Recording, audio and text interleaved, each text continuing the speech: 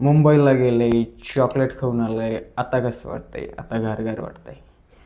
काय होता असं तू, काय झाला असं तू? कडू काय होता असं तू, काय झाला असं तू? सत्तेच्या अधीन जाऊन आपला स्वाभिमान विकला असं तू.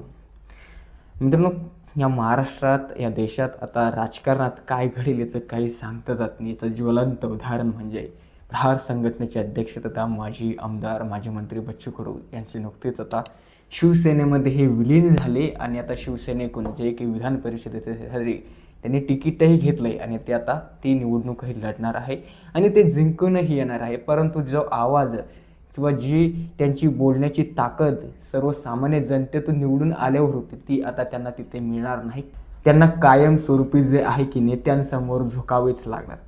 मित्रांनो, रविराज साबळे पाटील, आता तुम्ही म्हणसाल की तू रविराज साबळे यांच्यावरती एवढे व्हिडिओज काय ते बनवू लागले? याचं कारण आहे ते मी तुम्हाला व्हिडिओमध्ये पुढे सांगणार आहे. परंतु त्या माणसाला मानावं तेवढं कमीच यार.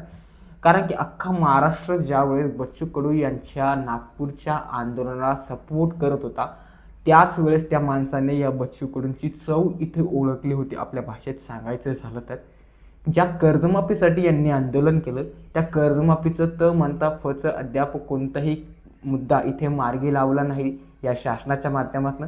तरीही बच्चू कडू परत तिथे चूप बसले होते. याच्यातनं सर्व काही समजून आलं होतं की बच्चू कडू हे मॅनेज इथे झालेले आहे. रविराज साबळेने खूपच चांगला शब्द तिथे त्यांच्यासाठी तत्कालीन वापरला होता की मुंबईला गेले, चॉकलेट खाऊन आले. याच्यावरती कराळे मास्तर रविराज साबळे यांच्यामध्ये खूप मोठे एक वाद निर्माण झाला होता. एक मोठी कॉन्ट्रोवर्सी देखील झाली होती. मास्टरड्या या नावाने जे आहे की रविराज साबळे यांनी जे आहे की कराळे मास्तरना उद्देशलं होतं.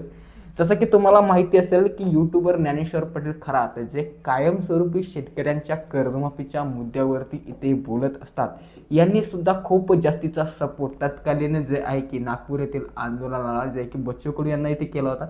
जर की तुम्हाला जर की लक्षात असेल की आपणही त्यांची एक कॉल रेकॉर्डिंग आपल्या चॅनलवरती अपलोड केली होती. ज्यावेळेस त्यांनी एप्रिल 2025मध्ये कर्जमाफीसाठी मला तरी वाटतं पहिलं किंवा दुसरं उपोषण नुकतंच त्यांनी सुरू केलं होतं आणि त्यांचं उपोषण सुटल्याच्या नंतर 3 एप्रिल 2025 रोजी कर्जमाफी संदर्भातील एक शासनासोबत त्यांची एक मीटिंग पार पडली होती आणि ती मीटिंग झाल्याच्या नंतर आपण स्वतः त्यांना एक कॉल केला होता आणि त्यांनी आपला कॉलही रिसीव्ह केला होता आणि त्यांची कॉल रेकॉर्ड करून आपल्या चॅनलवरती आपण अपलोड केलं होतं. त्यांना प्रश्न विचारले होते की नेमकं कर्जमाफीचा काय काय मुद्दा मार्गी लावला, तर त्यांनी सांगितलं होतं की नुकती मीटिंग झाली, फायनल अद्याप निर्णय कोणताही देण्यात आलेला नाही असं त्यांनी तिथे बोललं होतं. तर मी स्वतःहून देखील खूप जास्त बच्चू कडू यांचा तत्कालीन फॅन झालो होतो. मी म्हणत आहे की यार खरंच बच्चू कडू हे शेतकऱ्यांसाठी लढणारे खूप मोठे नेते आहे.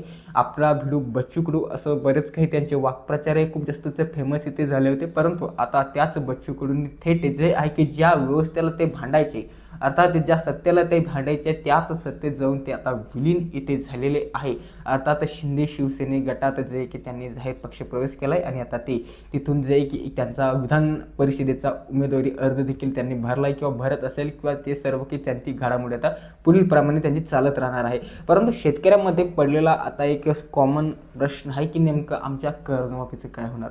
खरं तर मित्रांनो, आता नुकतीच काही दिवसापूर्वी जे आहे की मागील आठवड्यामध्ये कर्जमाफी संदर्भातील एक मंत्रिमंडळाची बैठक इथे पार पडली. त्याच्यामध्ये असं वाटत होतं की कर्जमाफीचा निर्णय होईल, कारण की जवळपास कर्जमाफीचा अहवालही सादर झालेला आहे. सर्व काही प्रक्रिया पूर्ण झाली, सर्व शासनाकडे कर्जमाफी संदर्भातील याद्या आलेल्या आहेत, कोणते शेतकरी पात्र ठरवायचे काय आहे सर्व काही त्या अहवालाच्या माध्यमातून जे परदेशी आहे त्यांच्या माध्यमातून ती कर्जमाफी समितीचा अहवाल मुख्यमंत्र्यांकडे सादर करण्यात आला.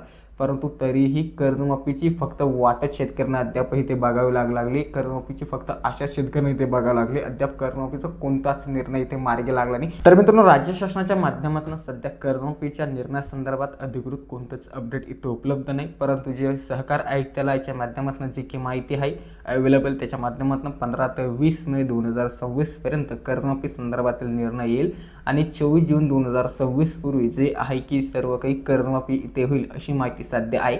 परंतु कर्जमाफी फक्त होईल, परंतु याच्या संदर्भातील निर्णयासंदर्भातील कोणतंच अपडेट इथे नाही.